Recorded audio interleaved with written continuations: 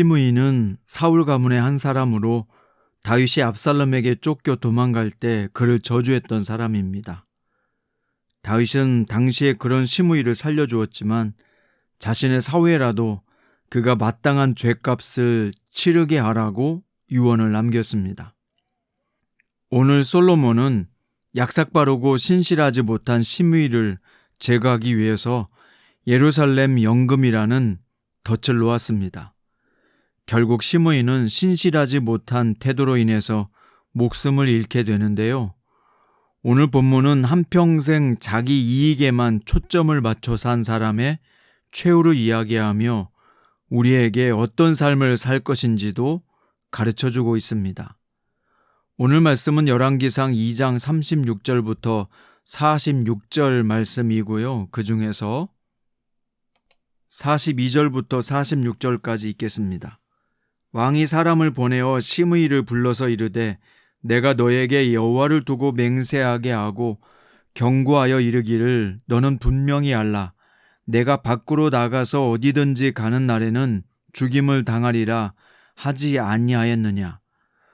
너도 내게 말하기를 내가 들은 말씀이 좋으니이다 하였거늘 내가 어찌하여 여호와를 두고 한 맹세와 내가 내게 이른 명령을 지키지 아니하였느냐. 왕이 또 시므이에게 이르되 내가 내 마음으로 아는 모든 악 곧 내 아버지에게서 행한 바를 내가 스스로 아나니 여호와께서 내 악을 내 머리로 돌려 보내시리라.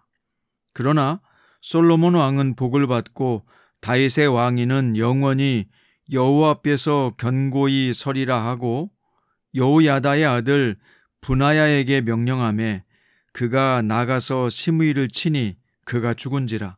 이에 나라가 솔로몬의 손에 견고하여 지니라. 아멘. 오늘 말씀의 제목은 소탐대시라고 있지 않는가입니다.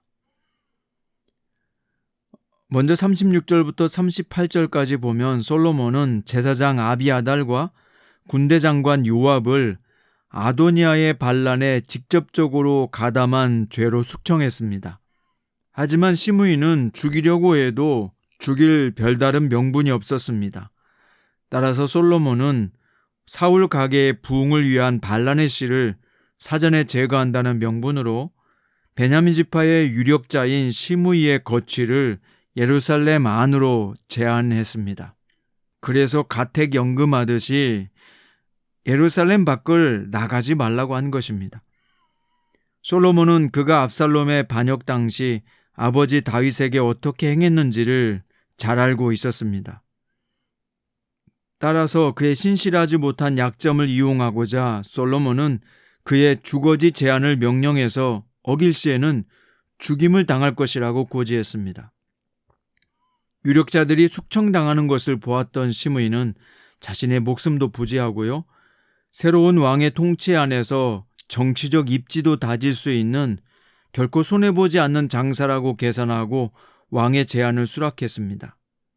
그런데 이 모든 일의 배후에 하나님이 계십니다. 하나님은 당신의 왕국을 바르게 세우시고 죄인을 심판하시는 참된 왕이심을 보여주고 있는데요. 이어서 시므이는 당장 솔로몬의 칼은 피할 수 있다는 안도감에서 솔로몬의 명령을 즐거이 따랐을 것입니다. 그렇지만 3년의 시간이 흐르면서 그의 경계심은 풀어지고 그 본래의 속성이 점점 드러나게 되는데요. 솔로몬이 자신을 경계해서 예루살렘에 가택연금시킨 것은 정치적 계산 때문이라는 안일한 생각 속에서 그는 도망친 종을 잡기 위해서 가드에 갔다가 돌아왔습니다. 시므이의 초점은 무엇이었을까요? 솔로몬과의 약속에 있지 않았습니다. 오직 자신의 사사로운 이해득실에 있었던 것이죠. 시므이가 예루살렘을 벗어나서 가드에 다녀왔다는 정보는 솔로몬의 귀에까지 들어갑니다. 여기서 우리가 주의해서 볼 것은요, 예루살렘에 나갔다고 하는 보고가 아니라 가드까지 갔다가 돌아왔다는 것입니다. 이것은요, 시므이의 행동이 모든 사람에게 가려짐 없이 드러나서 소문이 퍼졌다는 것을 암시하고 있습니다. 이미 자기의 세계에 갇혀버린 시므이는 자기 이익만 쫓느라 스스로 위기를 자초하게 된 것입니다. 여러분, 우리 그리스도인들은요, 눈앞의 이익이 아니라 자기에게 손해가 되더라도 더 넓은 영적 세계를 바라볼 수 있는 눈이 필요합니다. 결국 어떻게 되죠? 시므이는 예루살렘을 벗어나는데 조금도 거리낌이 없었습니다. 그러나 그의 의도가 무엇이었든지 간에 중요한 것은 예루살렘을 벗어나면 죽는다는 왕의 명령을 어겼다는 것입니다. 하지만 그는 변명하고 싶었을 거예요. 그는 종을 잡으러 잠깐 나갔다 왔을 뿐이라고 항변하고 싶었을 것입니다. 다시 돌아왔으니까 문제될 일이 없다는 것이죠. 그렇지만 그는 바로 이 작은 일로 말미암아 생명을 잃게 됩니다. 그런데 시민은 본래부터 다윗 왕조를 무시하는 경향이 강했습니다. 다윗 왕을 그래서 저주했고요. 그가 솔로몬의 왕의 명령도 무시했던 것입니다. 그의 내면에 하나님의 기름 부으심을 인정하지 않는 불순종의 마음이 있었다는 것을 알 수 있습니다.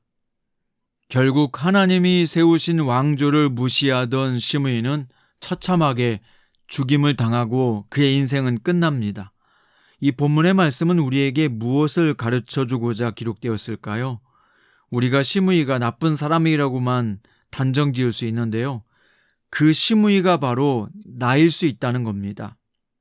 내가 바로 시므이의 죄가 있는 사람일 수 있다는 거죠. 예루살렘을 떠나지 말고 라고 했던 명령처럼 하나님은 우리에게 하나님의 말씀을 떠나지 말라고 명령하십니다. 하나님의 말씀을 떠나면 그것이 곧 사망이고 그것이 곧 죽음의 길이기 때문이죠. 근데 우리는 혹시 시므이처럼 나의 작은 유익과 정욕과 즐거움을 위해서 하나님의 말씀을 떠나는 적이 없을까요?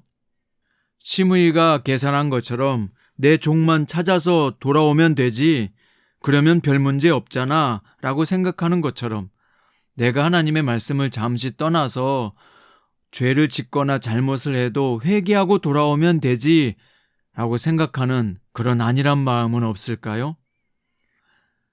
내 육신이 약해서 어쩔 수 없어서, 내 형편이 지금 어려워서 어쩔 수 없는 상황에서 하나님의 말씀을 어긴 거야.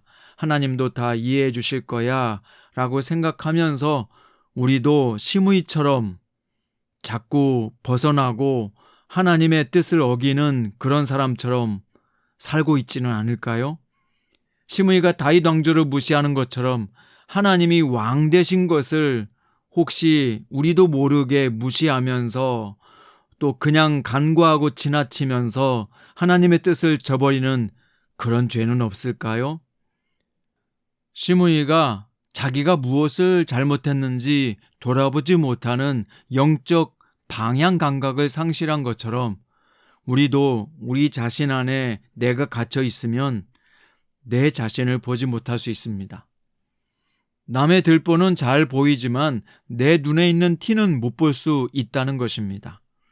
그러므로 오늘 소탐대실한 시므이의 모습이 여러분과 저의 모습을 돌아볼 수 있는 중요한 계기가 될 수 있기를 바랍니다. 사랑하는 성장 큐티 가족 여러분, 넓은 영적 세계를 바라보세요. 사사로운 이익에 집착하지 마세요. 사사로운 욕심이나 정욕에 빠지지 마세요. 우리는 시므이의 삶을 반면교사 삼아서 신실함의 교훈을 얻어야 할 줄로 믿습니다. 하나님은 우리 인생의 전부를 요구하시기 때문에 우리는 늘 주님 안에서 신실함을 지켜가야 합니다. 그 신실함을 지켜갈 수 있는 복된 날 되시기를 우리 주 예수님의 이름으로 축원드립니다.